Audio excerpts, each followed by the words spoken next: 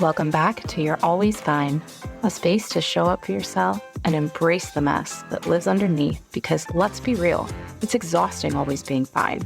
So grab your headphones and allow yourself to listen, laugh, and even cry because you are not alone and we aren't always fine. And that's okay. Have you ever come back from a week-long vacation and said, I need a vacation from my vacation?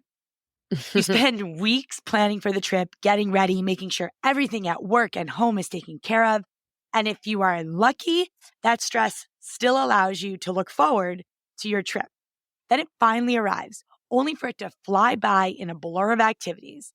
Next thing you know, you're back feeling more exhausted than before you left. Yep, we've all been there. I call it the vacation hangover. I'm your host, Christine. And I'm Teresa. Today, we're dishing out all our tips, tricks, and parent hacks to head into summer and your next trip with a vacation mindset that works for you instead of against you. I am someone who has fallen victim to the vacation hangover. And I'm not talking about the 20s. I'm talking about like the 30s, in which vacation quite literally takes such a mental toll on me. I don't even know, because I don't even know if I do it correctly. I mean, for me, you have the stress of planning for vacation, not only planning like things out, but planning the packing. And you're not only packing for yourself, but you're packing for your kids. Some people pack for their husbands. I don't pack for my husband. I'm like, I'll handle the kids. I'm not going to let you handle that. I'll handle packing for the kids, but I'm not packing for you. But you know, you have that. Then you have getting there. You have like food shopping. I'm getting stressed just even talking and thinking about it. Well, it's so funny. I've been seeing a lot of these reels and I relate to them so much. It's something to the effect of like, there's always a spouse that spends all their time like planning and doing all the things. And the one that just like shows up and is like giddy about vacation. I laugh every single time because that is like so the situation over here. Oh, yeah. Mindset truly is everything, I think, with vacation. I'm just coming off a 10-day trip with my family. And like literally, this is my first day back. And we're recording in our pajamas. Yeah. I do believe that how I approached this vacation was probably the pinnacle of my execution in trying to make it so that like pre, during, and post travel put me in the best place to enjoy my time, to be able to unplug, but also to get back into like my daily flow and routines. Like I'm actually like extremely proud of the way I finally, it only took like 1 million tries, but. Yeah. I mean, it is true. Like when you have like things planned and set up, it does make things go smoother. And like, let's be real, you can have things planned and stuff like that, but there are things that are going to go wrong. You are going to forget things. But if you at least have some kind of like outline, you're going to already make things smoother. And, you know, I'm not talking about doing that like 2 days before. I'm talking like doing it more a couple weeks before, because then you can iron out all the wrinkles. You can try and remember things that you forgot. So I definitely agree. I think like having a mindset of like being prepared as best you can, like way ahead of time, is definitely beneficial. I mean, 100% about the as much as you can. I think prepared adaptability is like one of the best things we can give ourselves. But as it relates to like vacation, right? This pre-vacation stage, in my opinion, really does set the tone, because if you head into anything frazzled, chaotic, and stressed, like you're literally working against a successful outcome. Like, Definitely. Trust me, folks, I've been at this for 37 years. Attempting that type of energy has not worked. It's true. And like for me as a mom, I know that one of the most stressful things for me is, you know, kids, they have a lot of shit. Like they have so much shit that like at the end of the day, like if it was something like a lot of times if you forget it, you can get it from the store, but you don't want to have to do that. But it's just like if I take one, like if I'm like, okay, my vacation's in a month, let me take these 2 days and just think about one kid. I've got 2 kids. Let me just spend 2 days thinking about that one kid, make a list of everything that kid needs, and then give myself a day in case I forgot anything. And then the next day, spend a day or two thinking about the list for my other child. Like, I just think that that's a way of like getting rid of some of the barriers that can come with like late planning because every little thing, like you might forget something on a list that's really not that big of a deal, but it's going to stress you out because you forgot it and you have to go to the drugstore and spend money on it at like whatever drugstore you're going to that like marks everything up $1 million more because you're on vacation. You're like in a vacation hotspot. So they're like, Yeah. oh, you want Band-Aids? Pay $30 for a pack as opposed to like 5. You know what I mean?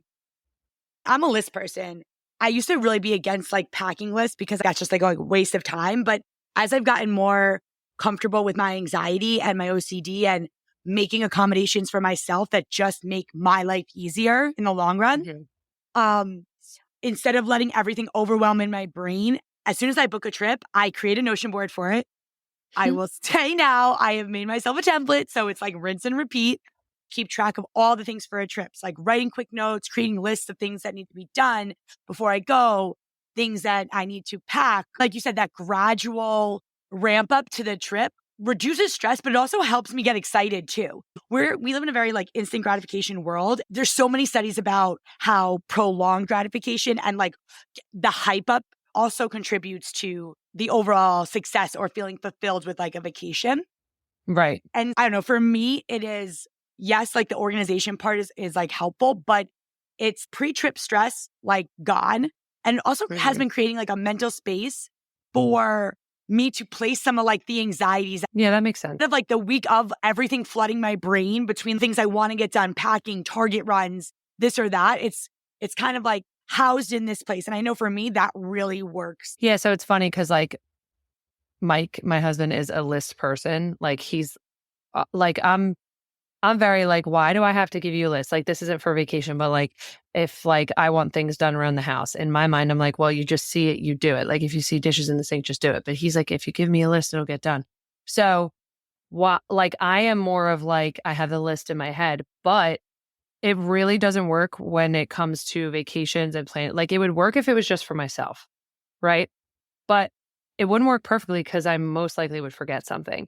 So I have had to like adjust the way that I handle planning for trips because I would be so stressed because I would do it my old way, not have a list. And like you said, like there are certain things that you just can't pack until the very end. So I literally have a list for that now, like last minute things that like you're packing the day of. And like I create a list because it's so many like things you wouldn't even think of, like your toothbrush or your curling iron, your hair straightener, or like their shampoo. kids' like favorite toys or something. There's There's so many stuffies. We were away with my niece, and I kid you not, we all flew down, but my mom and dad drove down my sister's Acura, and it was filled to the brim. She couldn't even pick us up from the airport because of like all this stuff, like the formula, the this, you know, like, and the diapers, the wipes, the binkies, the change, the what the heck are those called? The exerciser things that you sit your, like, depending on how old they are. Like there really is. And the younger they are, the more stuff they have. I never knew this was an actual thing until like the first thing you said, like kids have so much stuff. And I'm just, oh my God, that makes sense. So much freaking stuff. This prep though, I will say, so the first time that I truly executed this is part of like my bingo board and resolutions, was to start enjoying travel more, because you know what travel usually takes out of me. And I really stopped traveling because it ends up just being such a negative pre, during, end post that's like, what the heck am I doing and spending the money for? So having things I need to get done, and including like my physical space, like making sure that when I get back, I'm not walking into chaos. Oh, you know? yeah, I'm like that. So like fridge clean, groceries for the next week, like planned. Like I didn't have to think about the grocery list when I got home. I just went and I ordered on Instacart. Great.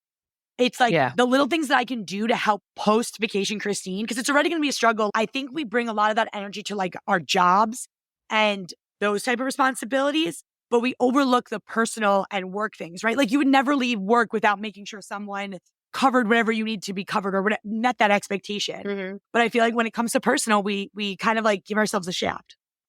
Yeah, well, it's even for the kids with like, usually we go on vacation when it's the summer, so not necessarily school, but like they'll come back and they will without a doubt have some shape or form of sports. Like depending on the time, they're doing something. So like if I ahead of time look at their schedule for the week coming home and be like, okay, like, and because they play for multiple teams. So like if I plan it ahead of time and just even have their uniform for even just like, let's say we come home on a Sunday and like they've got a game on Monday.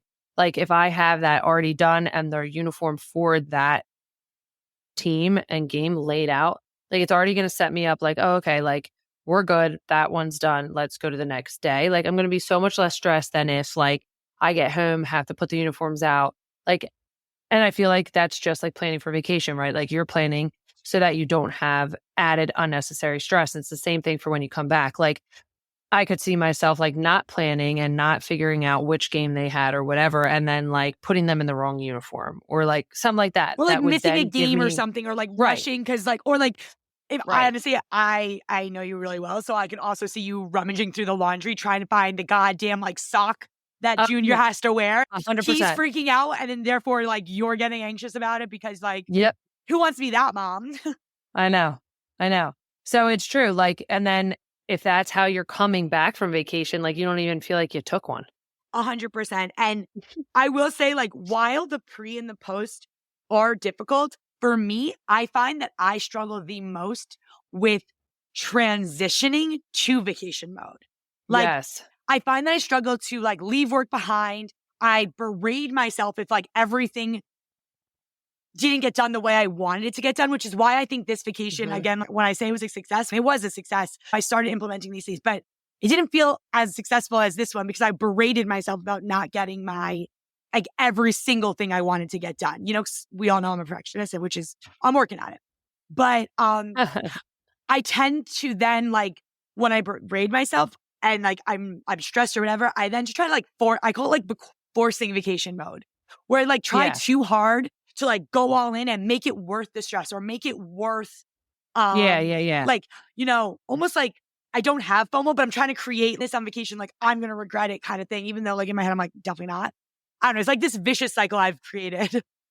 Well, no, like that's totally true. And then there's also like expectations too. Like if you set expectations for your vacation and then like for whatever reason they're not met, then like you're almost not even enjoying vacation because it's not living up to what you had it in your mind to be.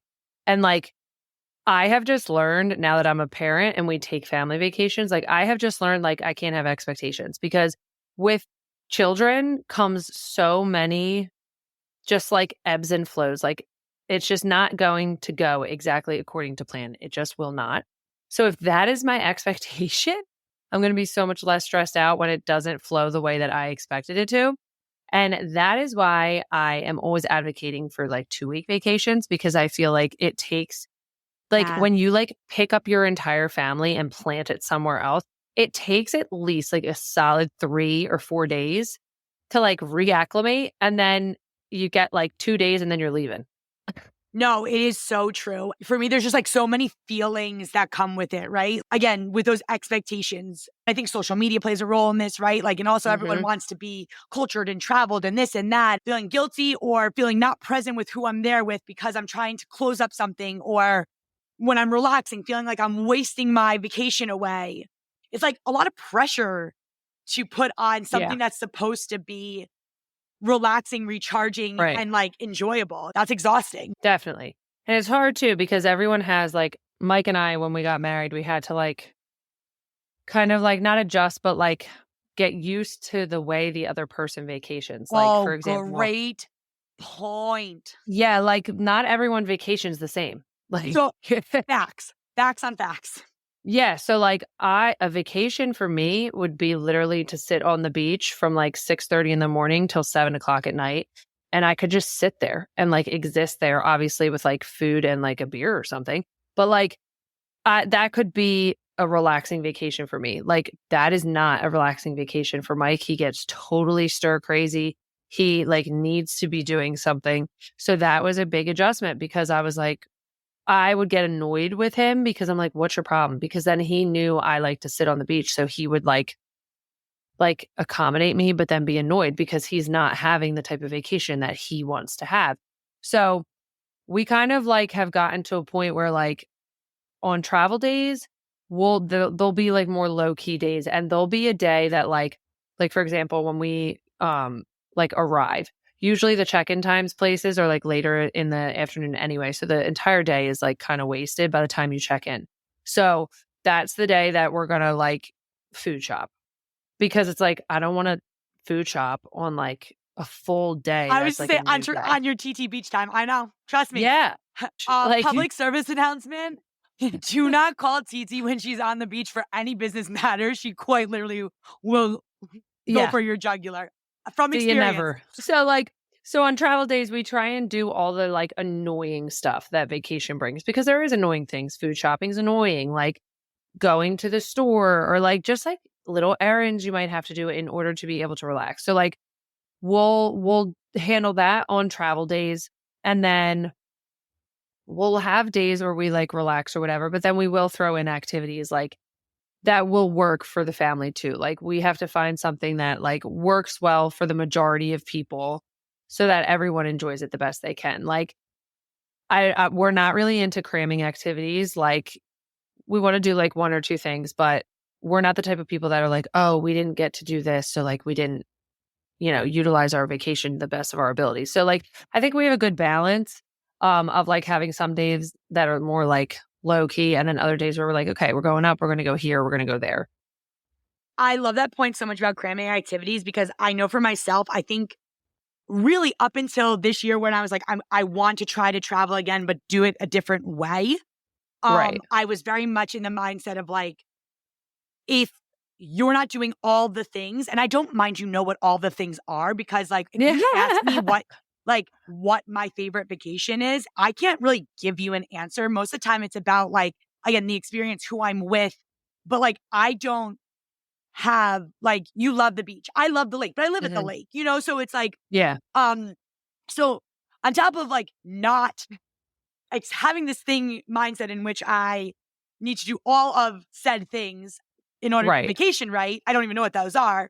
It completely like ignores the idea of vacation being relaxing, enjoyable, and like giving myself permission to recharge and not jam pack every single day.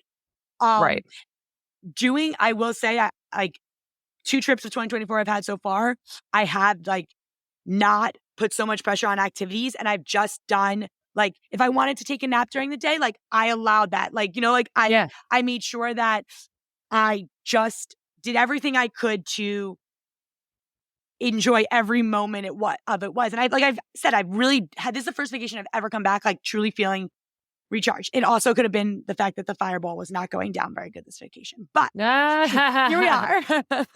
Yeah. I mean, I think that's huge. I think it's good to also recognize your limits on vacation, because even though you might not be working, like there is stress that comes with vacation. So just like you would manage stress at work or whatever that is, whether it's taking a nap or whether it's reading a book, like you do need to allow yourself that time of vacation so that you can get the most out of the vacation you're taking.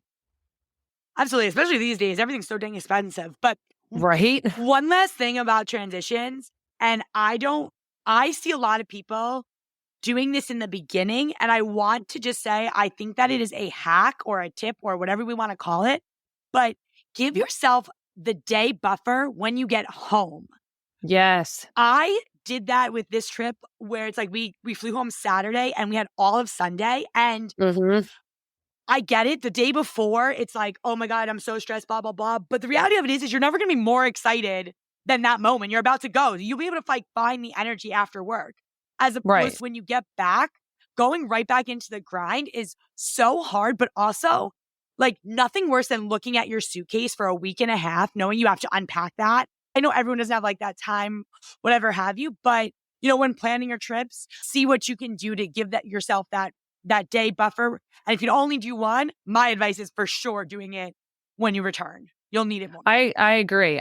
Because it lets you settle in and like readjust. I don't know. It lets you settle in and adjust, and it lets you like put your life back together and like have yourself be ready to like jump back into your life. Like I know for me, I'm not someone that's going to feel settled if I can't unpack my suitcase and can't put my things away and can't get my car back to where it needs to be in order to transport my kids from game to game. Like I would need a day in order to unpack our car, since we drive for our vacations most of the time. And the wash that you have on vacation or like any of that stuff, like I would need a day to get that all situated in order for me to be like, okay, like I am rested and I'm going to start my week off back in the real world. And it's not going to suck nearly as bad as it would if I just jumped right back in and had my regular work stuff to do, plus the leftover vacation stuff I need to situate. Yeah. I mean, I think, again, so we've got the pre figured out, we've got our post plan, and here we are. It's time for the good stuff. Here we are. Let's get into the tips for making the most of your actual vacation time. I think TT, you made a really good point about like that ramp up time. So how do you make the most out of like when you're there so that it's intentional, you're present, but also like you said in the beginning, flexible because SHIT is going to happen. Yeah. Yeah, for real. I mean, you indulge a little bit. Obviously, that's what vacation's for. And it's also nice to have some things planned out, but plan things out that are realistic for your situation. Like, I'm not going to plan out some like elaborate when I've got two kids like that are 9 and 6. Like, I'm not going to plan out some elaborate thing that like is not going to work for their ages. You know what I mean? Like you're going to want to pick something that you can do that works for your situation. And you're also going to want to pick something that if things have to change, like let's say you pick an activity and then it rains that day, like have a backup activity. Like you never know what the weather's going to be like, you know? So you want to plan so that you don't have to worry. Like the worst is when you're on vacation and you're like have everything planned for sunny days and then it rains. And then you're in an area that you're not necessarily familiar with unless it's somewhere you go all the time. But like, then you're scrambling like, oh, what should we do for the weather? And then you'll probably wind up getting stuck inside. And then you'll probably wind up just wasting that day. So if you plan ahead of time, like have an A option for good weather, a B option for bad weather, I think it just makes things a little bit easier. When we're talking about expectations, I think part of not cramming these activities allows the flexibility to be like, okay, we didn't have anything planned for Wednesday. We're going to swap Tuesday's activity for Wednesday because Tuesday was a rain out and we couldn't do the activity. It allows like flexibility. And then I think therefore makes you feel more content at the end. It's setting up again for success with all the variables you can control. Yeah. And I feel like too, like when you have, I don't know, like for me, it is very easy since all of my work is on my phone. It's very easy for me to fall into just being like checking my phone or answering emails or, you know, doing whatever I need to do social media wise. Like, so it is hard and it's difficult. And I think that's something that a lot of people struggle with is unplugging on their vacation and how to be present, like, and balance that because a lot of people's work now is on their phones. Like whether we want to take it with us or not, we do.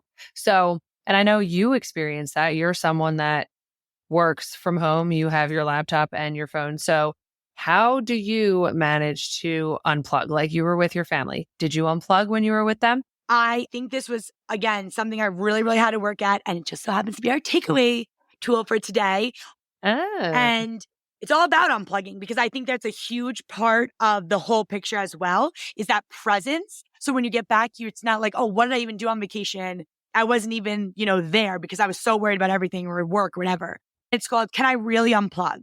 And it's a set of questions that help you prioritize, decide, set expectations around your devices and technology on vacation. I know it sounds a little crazy, but we live in a world where everyone has so much access to you that if you don't plan for it, your peace and your precious time with your family will be intruded on just because of the fact that they can send an email. Even if you have an away message, you're getting that in your email box. Right. And it's like, do I look at it? Exactly. Do I know it's there? I know it's there. So I love this tool because it allows you to hold yourself accountable, maintain boundaries while also setting realistic expectations internally, but also for your family or friends or whoever you're traveling with.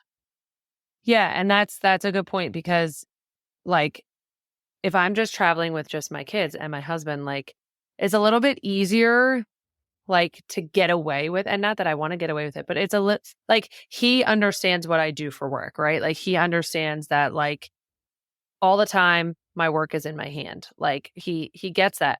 But when you're traveling with other people that haven't seen you in a long time and this is the time that they get with you, they're not going to be as understanding, especially if they don't see what I do every day and don't understand like how much of my time it takes. So I think that's a good thing to have with the tool, because the expectations can't just be for yourself. It has to be for also the people that you're traveling with. So give me the tool. All right. So you're going to want to answer these questions. The first question you want to answer is, what is the least amount of connectivity I can get away with? What I'm talking about here is reviewing your work culture, separating your anxieties from your employer's expectations. What is the expectation while you're away? And what's the least amount that you can in terms of work? Like, do you have to check every 3 days? How does your PTO work? Are you working remotely and therefore you're working? What are the bounds of your responsibilities? And then this is the one that I think people miss in terms of connectivity. Consider the relationships outside of the people you're traveling with. Like, who needs my attention if non-negotiably? When I say this, I mean checking in with someone who is watching your children or your dog would be a connection that you would want to maintain consistently throughout your trip. Whereas like catching up with an old friend because you're finally just not working can be done when you return, right? Yeah. It's not something that you like have to prioritize while you're away just because you have time. So what's the least amount of connection you can have? So the next thing after that you want to consider is, what do you want to use your devices for while you're away? I know it sounds so juvenile, but we have a lot of these things on autopilot, like you said. So if you are bringing your laptop, your tablet, your Nook, your phone, your work phone, your smartwatch, your Alexa, your projector, your digital camera, and who knows what else, be intentional about how you want to use the device and limit yourself to only using them in that specific way. This will help you ensure you don't do unnecessary work while you're away, or you don't get lost scrolling, or you don't end up binge watching something on Netflix. It's an intentionality, and bringing that to your conscious sets a different type of internal expectation for yourself. And then the last thing I will say is, what platforms do I want to disconnect from while I'm away? And this that's is a hard one. Big one and a hard one, because we all use a variety of platforms daily to connect, plan, organize, entertain, create, all the things. So think about the apps you use and which ones could you use a mental break from. After you have decided, the big part about this one is set yourself up for success by blocking the temptation. So build a little friction, making the platform less accessible in the moment will allow you to really unplug, And when I say that, that's like offloading the app, taking your work email off your phone for the week, stopping notifications, putting focus on. It may seem like daunting or silly or like, oh, I don't have to go through those lengths. But the reality of it is by the time you realize that you're in the thing that you said you needed a break from, you're already done. You're already done. You've already scrolled for too long, And so, as hard as it is, because, we both shoot a lot of content for our platforms, etc.